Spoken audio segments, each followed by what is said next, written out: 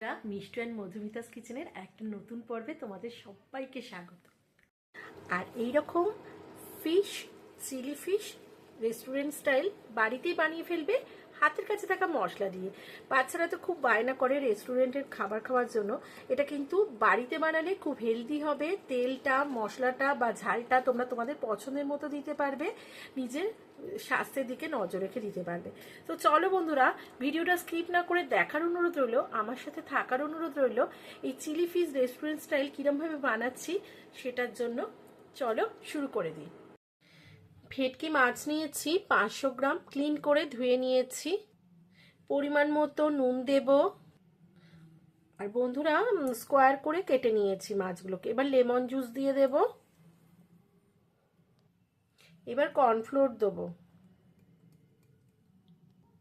বন্ধুরা, একটু ভুল হয়ে গেছে, আদা রসুন কাঁচা লঙ্কা বাটাটা আগে দেওয়া উচিত ছিল। ঠিক আছে, আমি আগে দিয়ে দিয়েছি, তাই জন্য আমি একবার আগে মাখিয়ে নিচ্ছি। খুব ভালো করে আগে লেবুর রস, নুন আর এই আদা রসুন কাঁচা লঙ্কা বাটাটাকে মাখিয়ে নিতে হবে। তো আমি 1 টেবিল স্পুনের মতো আদা রসুন কাঁচা লঙ্কা বাটা দিয়েছি। মোটামুটি এরম সাইজ করে কেটে নিয়েছি। আমার সমস্ত মশলাগুলো মাখানো হয়ে গেছে। এবার সব জিনিসগুলো দেব। 1 স্পুন গোলমরিচ গুঁড়ো, সাদা তেল 2 স্পুন,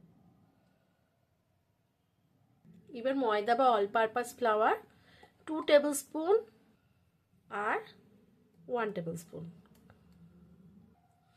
একটা ডিম ফাটিয়ে দিয়ে দিলাম।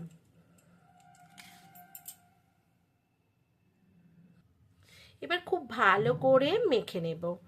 খুব ভালো করে কোট হয়ে যাবে। আর মিনিমাম 15 থেকে 20 মিনিট এটা ম্যারিনেট করে রেখে দেবো মাছটাকে। মাছটা কিন্তু আমার খুব ভালো করে কোট করা হয়ে গেছে। বা ঢাকা চাপা দিয়ে রেখে দেবো। ফিরে আসছি 20 মিনিট পর। কড়াই বসিয়ে দিয়ে সাদা তেল, মানে প্যান বসিয়ে দিয়েছি, অ্যাড করে দিয়েছি।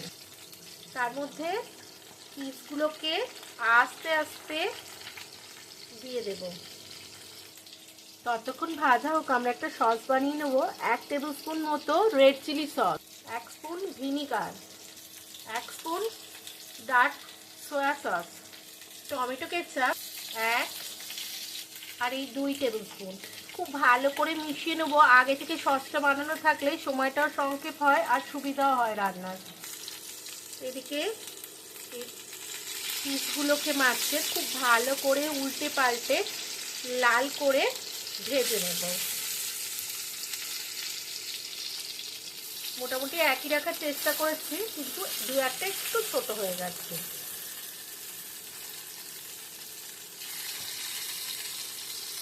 বন্ধুরা, লাল লাল করে এরকম ভেজে নিয়েছি। আর সাইডে যে কটা বাকি আর একটা ব্যাচ করে নিচ্ছি। বন্ধুরা দেখো, ভিতর থেকে নরম সফট আর বাইরে থেকে ক্রাঞ্চি। আমি দেখাচ্ছি বন্ধুরা, এই দেখো ভেঙে। তো এইটা তোমরা কিন্তু চাট মশলার সাথেও কিন্তু স্টার্টার হিসেবে খেতে পারো।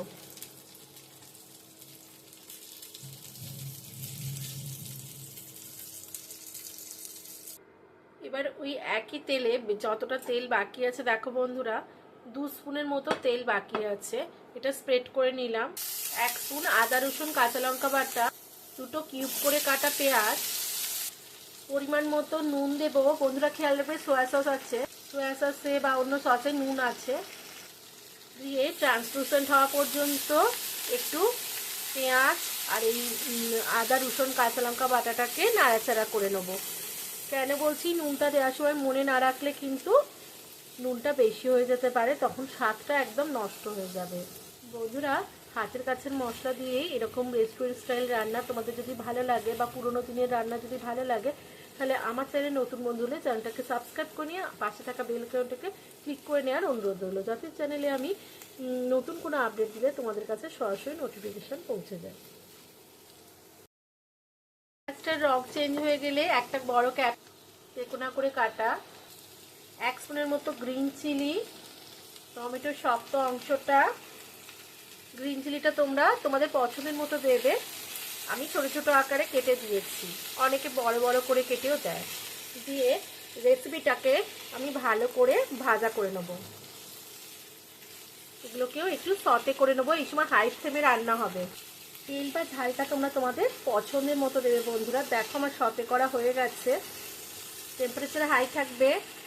এই সময় মেশানো সসটা দিয়ে দেব, গোলমরিচ গুঁড়ো দিয়ে দেব, দিয়ে ভালো করে নাড়াচাড়া করে নেব, নিয়ে অল্প জল দিয়ে দেব।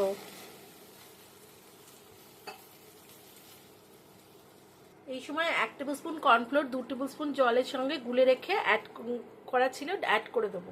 পেঁয়াজ কলি বা স্প্রিং অনিয়ন অ্যাড করে দেবো। জুসটা গাঢ় হয়ে যাওয়া পর্যন্ত অপেক্ষা করব। দেখো, যে যেরকম জুস পছন্দ করবে সেই ততটাই গাঢ় করে নেবে। মাছ ভাজার টুকরোগুলোকে এবার আমি অ্যাড করে দেব। অ্যাড করে দিয়ে খুব ভালো করে কোট করে দেবো জুসটার সাথে। আরও 2-1টা জিনিস অ্যাড করব বন্ধুরা, একটু অপেক্ষা করো, স্কিপ না করে ভিডিওটা একটু দেখো বন্ধুরা। প্লিজ একবার এইভাবে বানানোর অনুরোধ রইল। আমি কিন্তু ডুবো তেলে ভাজিনি, তার সত্ত্বেও দেখো ইভেনলি সব দিকটাই কিন্তু কুক হয়েছে, কোট করা হয়ে গেছে। গার্নিশিং এর জন্য আরও একটু পেঁয়াজ কলি বা স্প্রিং অনিয়ন ছড়িয়ে দিলাম। ফ্লেম অফ করে দিয়ে ওপর থেকে তাজা ধনেপাতা কুচি আর সাদা তিল বা সিসমি সিড ছড়িয়ে দিলেই রেডি আমাদের চিলি ফিশ।